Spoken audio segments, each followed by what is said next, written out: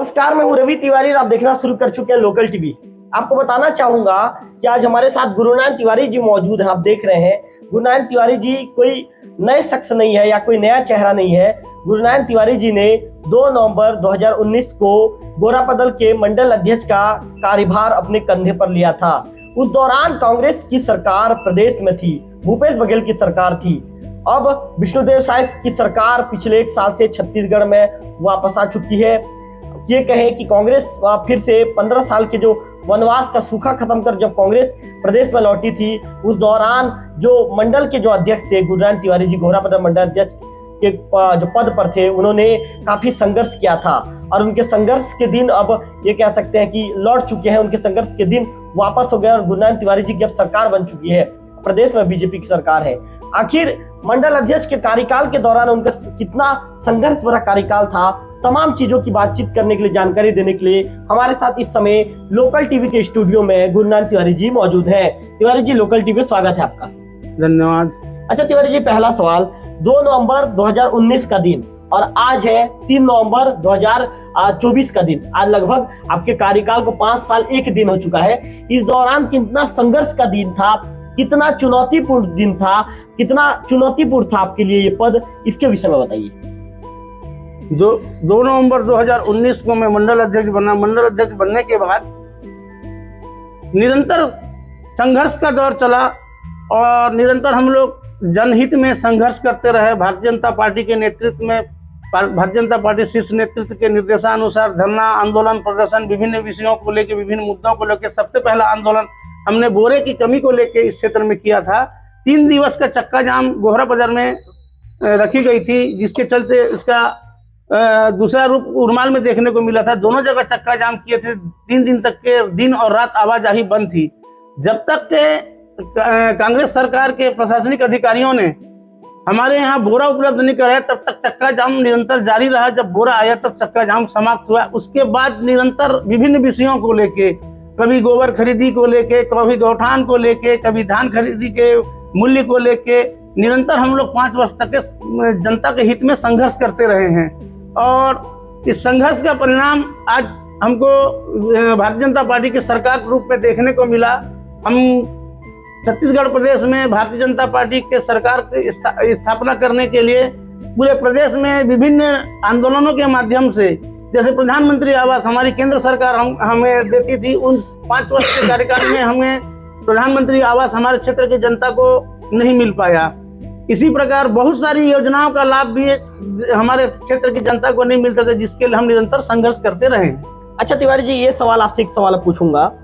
2 नवंबर 2019 का दिन, जिस दिन आप ये पद आपने पदभार ग्रहण किया, आखिर उसके अब पहले जब नाम चल रहे थे कि नहीं गुरुनानक तिवारी जी को मंडल अध्यक्ष बनाया जाना है, तो आखिर आपके मन में क्या चीजें चल रही थी कि भाई जब मैं मंडल अध्यक्ष बनूंगा, चूंकि प्रदेश में कांग्रेस की सरकार है, मुझे कितना संघर्ष करना पड़ेगा।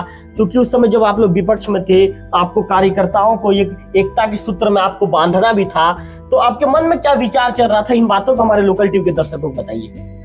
देखिए, मैं 2019 में मंडल अध्यक्ष बनने के बाद मेरे मन में ये विचार चल रहा था कि इस क्षेत्र में कांग्रेस की सरकार के द्वारा अव्यावहारिक रूप से सभी कार्यों को संपन्न कराया जा रहा है।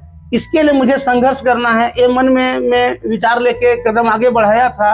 और भारतीय जनता पार्टी शीर्ष नेतृत्व के मार्गदर्शन में निरंतर हम लोग ये सभी चीज़ों को लेके संघर्ष करते हुए आज हम कार्यकर्ताओं को एक सूत्र में बांध के उनके सहयोग से आज मेरे मंडल अध्यक्ष कार्य को पूर्णतः संपन्न कराया, जिसमें उनका सबसे बड़ी अहम भूमिका रही कार्यकर्ताओं की। कार्यकर्ताओं ने निरंतर कदम से कदम मिला के मेरे साथ चला और उन कार्यकर्ताओं का मैं आभार व्यक्त करता हूं, जिन्होंने मेरे संघर्ष में साथ मिलकर चला और इस कार्यकाल को पूर्ण करने में सहयोग प्रदान किया। और हम लोगों ने इस क्षेत्र की जनता के लिए गौठान से लेके प्रधानमंत्री आवास, शौचालय और बोरों की कमी, धान के रेट में वृद्धि, इन सब मुद्दों को लेके हम लोग निरंतर धरना, आंदोलन, प्रदर्शन, चक्का जाम करते रहे। घेराव किए, देवभोग में भी अनुविभागीय अधिकारी कार्यालय का घेराव किए, यहाँ भी धरना प्रदर्शन किए। इसी प्रकार रायपुर में जाके विधानसभा का घेराव किए और जिला मुख्यालय में जाके जिला मुख्यालय में घेराव किए कलेक्ट्रेट का। और इसके चलते कांग्रेस कार्यकाल में अंतिम समय में मजबूर होकर उन्होंने प्रधानमंत्री आवास की स्वीकृति प्रदान करना शुरू कर दी। ये हमारी उपलब्धि रही। अच्छा तिवारी जी, एक सवाल आपसे पूछूंगा। एक पिक्चर आई थी संजय दत्त की, आपको याद होगा, मुन्ना भाई एमबीबीएस।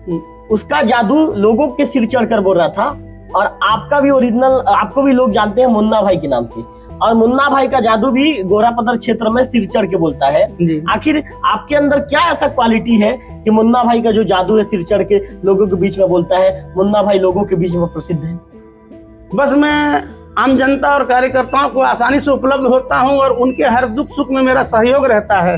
और क्षेत्र में जो भी कार्यक्रम संपन्न होते हैं, क्षेत्र का कोई भी कार्यक्रम हो, चाहे वो कीर्तन के नाम से अष्टपहरी 16 पहरी जो होता है उस कार्यक्रम में, लक्ष्मी पूजा के नाम से कार्यक्रम में, शादी और अन्य दुख सुख और अन्य कार्यक्रमों में मेरी आसानी से उपलब्धि होती थी और मैं उन तक पहुंचता था और उनको हिम्मत देता था, उनको सहयोग करता था। उनके सभी कार्यक्रमों में संपन्न होकर कार्यक्रमों को सफल बनाने में मेरी अहम भूमिका होती थी, और उसमें मेरे कार्यकर्ता भी मेरे साथ कदम से कदम मिलाकर चलते थे, जिससे मुझे इन सब कार्यों को करने में आसानी हुई।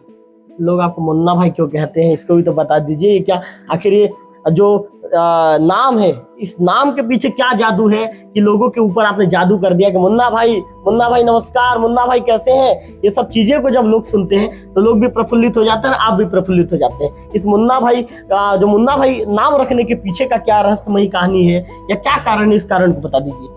अब बचपने में माताजी पिताजी ने मुन्ना भाई नाम रखा था हैं, और इसके चलते पूरे क्षेत्र में मेरा नाम मुन्ना भाई के नाम से ही फेमस है। गुरु नारायण के नाम से बहुत कम लोग आज भी जानते हैं, मुझे मुन्ना भाई के नाम से ही जानते हैं। और सबसे मधुर संबंध होने का ही प्रतिसाद मुझे मिला है कुल मिला के, कि मुन्ना भाई के नाम से ही मुझे पुकार के सब लोग बुलाते थे बड़े प्यार से। बहुत अच्छा मुझे भी लगता है और उन्हें भी लगता है कि हम किसी हमजोली के साथ बैठ के बात कर रहे हो। बच्चे लोग भी मेरे को मुन्ना भाई के नाम से बुलाते हैं, बड़े लोग भी मुन्ना भाई के नाम से बुलाते हैं, और मेरे को इससे प्यार मिलता है और मुझे इससे खुशी होती है। मुन्ना भाई का जनता के प्रति जो प्यार है लगातार बढ़ता जा रहा है, क्या कारण है मुन्ना भाई, हमें भी बता दीजिए।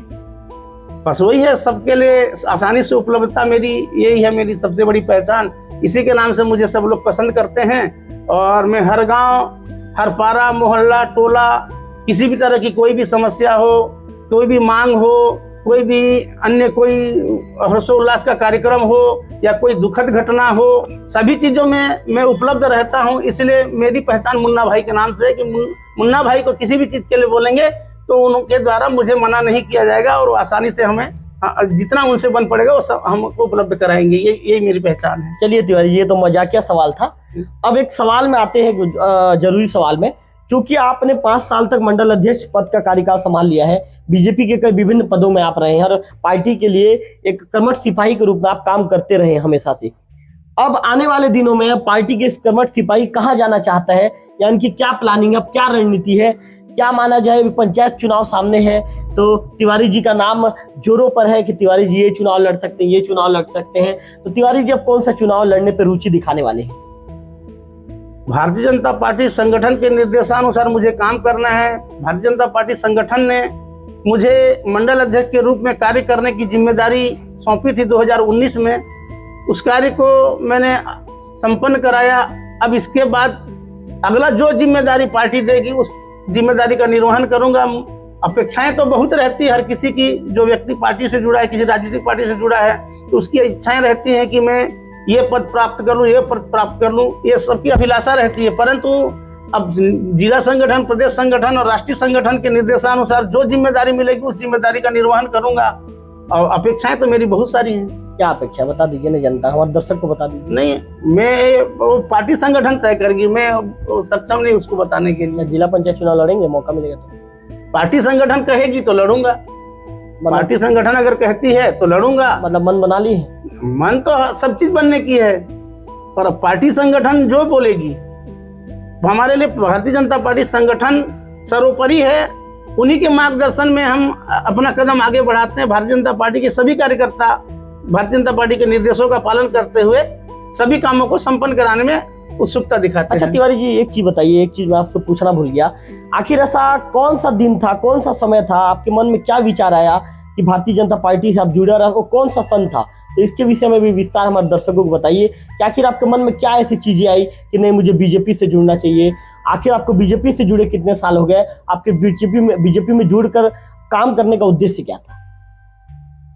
मेरे पिताजी आदरणीय स्वर्गीय श्री शिवनारायण प्रसाद तिवारी जी 1962 से जनसंघ से जुड़े रहे हैं और जनसंघ से संघर्ष करते हुए उन्होंने भारतीय जनता पार्टी की स्थापना के प्रत्यक्षदर्शी गवाह रहे हैं। 6 अप्रैल 1980 को मुंबई में भारतीय जनता पार्टी की स्थापना हुई, उसके प्रत्यक्षदर्शी गवाह रहे हैं और उनके द्वारा मतलब भारतीय जनता पार्टी के लिए संघर्ष को मैंने देखा है और इस पार्टी के विचारधारा से मैं प्रभावित हुआ और पिताजी के साथ कदम से कदम मिलाकर चलता रहा और 1992 में मैं भारतीय जनता युवा मोर्चा का मंडल अध्यक्ष बना और वहीं से मेरी राजनीतिक जीवन की शुरुआत हुई। उसके बाद निरंतर मैं युवा मोर्चा का 2 बार मंडल अध्यक्ष रहा, जिला कार्य समिति के सदस्य रहा, रायपुर ग्रामीण में आईटी सेल का जिला संयोजक रहा और उसके बाद फिर गरियाबंद जिला संगठन अलग हुआ, फिर आईटी सेल का जिला संयोजक बना। उसके बाद फिर महामंत्री का दायित्व का निर्वहन किया और जल उपभोक्ता संस्थान भी निर्वाचित पद पे निर्वाचित हुआ और उसके बाद अब मंडल अध्यक्ष का दायित्व मिला। मंडल अध्यक्ष का दायित्व क्या है, संघर्ष का था, क्योंकि विपक्ष में थे हम लोग और विपक्ष में कार्यकर्ताओं को साथ लेके संघर्ष करना बहुत बड़ी उपलब्धि की बात होती है और सभी कार्यकर्ताओं ने कदम से कदम मिलाकर मेरा साथ दिया, जिसके चलते आज मैं अपने कार्यकाल को संतोषप्रद रूप में मैं पूर्ण होते देखा, मुझे इससे संतुष्टि मिली। अच्छा तिवारी जी, एक अंतिम सवाल, जब आप 5 साल तक आप कार्यकाल में जब रहे हैं मंडल अध्यक्ष के, उस दौरान कांग्रेस की भी सरकार थी, 2019 से लगभग 2022 के आसपास, यहाँ पर 23 तक कांग्रेस की सरकार थी, तो उस दौरान कहीं पे आपके कदम डगमगाए क्या, या कहीं पे ऐसा कोई डर जैसा महसूस हुआ क्या, या कहीं पे ऐसा लगा कि नहीं भाई इस काम को मैं नहीं कर पाऊंगा, या कभी कदम डगमगाया, ऐसी कुछ परिस्थितियां आपके साथ घटित हुई क्या, निर्मित हुई क्या, या ऐसा कोई पल है क्या जहां पर आपको लगा कि नहीं इस दायित्व का निर्वहन अब मैं नहीं कर पाऊंगा, दिक्कत हो रहा है, मुझे परेशानी हो रहा है, ऐसा कोई पल है क्या जो हमारे लोकल टीवी के साथ आप शेयर करना चाहेंगे? नहीं, ऐसा कोई पल तो मुझे महसूस नहीं हुआ, पर भारतीय जनता पार्टी संगठन में काम करते करते मुझे इस बात की जानकारी थी, पक्ष और विपक्ष, हम विपक्ष में हैं तो हमें संघर्ष करना पड़ेगा और प्रताड़ना भी झेलना पड़ेगा। सत्ता में जो रहते हैं वो प्रताड़ित करते हैं, उनके द्वारा कई तरह से परेशान करने का प्रयास भी किया गया कि मैं डगमगा जाऊं, परंतु मैंने डगमगाया नहीं, क्योंकि मेरे पीछे मेरे कार्यकर्ताओं का ताकत था। सबसे बड़ी बात यह है, कार्यकर्ता ही मेरी ताकत थी। मैं तो एक प्रतीक मात्र मंडल अध्यक्ष के रूप में था, लेकिन भारतीय जनता पार्टी बिंदानगढ़ विधानसभा क्षेत्र के साथ गोहरापदर मंडल में निरंतर संघर्ष करते रहे हैं और भविष्य में भी संघर्ष करते रहेंगे और भारतीय जनता पार्टी को मजबूती दिलाते रहेंगे। इसीलिए मेरी हिम्मत कहीं पे नहीं डोली और मैं कहीं पे हिम्मत नहीं हारा और निरंतर भारतीय जनता पार्टी को लेके कदम से कदम मिलाकर आगे बढ़ता रहा और भारतीय जनता पार्टी कार्यकर्ता मेरे साथ रहे और मेरा शीर्ष नेतृत्व भी मेरे साथ रहा है, जिसके चलते मुझे कहीं पे किसी चीज का डर नहीं लगा। तो आप बीजेपी के जो गोहरापदर के मंडल अध्यक्ष है गुरुनानंद तिवारी जी को सुन रहे थे, उन्होंने तमाम चीजों को हमारे लोकल टीवी के चैनल पर शेयर किया है। ऐसे में गुरुनानंद तिवारी जी के यदि आपको इंटरव्यू देखना है तो आप बिल्कुल लोकल टीवी छत्तीसगढ़ के चैनल को सब्सक्राइब कीजिए, ताकि आपको क्षेत्र की हर छोटी बड़ी खबर तुरंत आपके मोबाइल पर आपको प्राप्त हो सके। कैमरा पर्सन विक्की के साथ रविकांत तिवारी, लोकल टीवी देवो।